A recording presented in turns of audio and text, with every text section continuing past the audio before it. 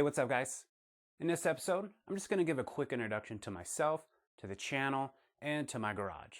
So first off, I'm Dustin, and you might know me from one or more of the car communities, more recently the Genesis Coupe and SRT4 communities.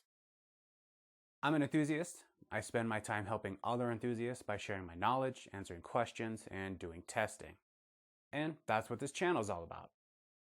There are so many enthusiasts getting into cars these days, and they don't know much or they don't know anything at all, but they want to learn. So it's common to see those guys asking very basic questions and getting trolled into oblivion instead of actually getting any help.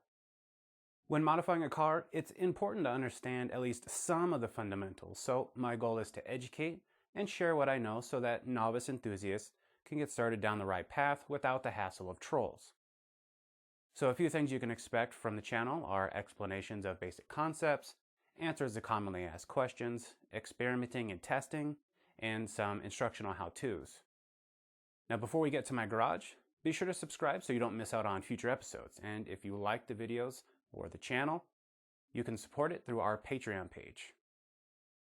Now if you have any questions that you want me to answer or something that you want me to explain, leave a comment or send me a message. Alright, first up in my garage is my 2014 Genesis Coupe R-Spec. It's the V6 with the 6-speed manual transmission.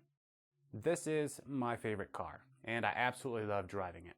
And yes, I do take it to the track. It's basically full bolt-on except for headers, and I'm still using the factory airbox. The last dyno was just under 330 to the wheels, and that was on a hot August day. But I've done a few things since then, including a 391 final drive swap, which takes the car to a whole new level. And if you don't know what a final drive is, don't worry because we'll be getting into final drives in another episode. Next up is my 2005 Dodge Neon SRT4 ACR. This is actually my wife's car, and yes, we race all the time. The last dyno was 300 to the wheels and 330 torque, and that was at 18 psi thanks to ignition problems, but I've since fixed those issues, and we'll be getting back to the dyno soon so I can finish up the tune and see what the final numbers are. It's running a big wheel turbo with meth injection, bigger throttle body, ported manifold, headwork, etc., etc. The goal for this car was decent power levels with daily drivability, so that's why we went with a big wheel instead of a big turbo. One thing to know about my builds is I like to optimize what I have and get the most from it more than I like just buying bigger parts. Anyone can slap on bigger parts and make big power, but that's not always fun for me.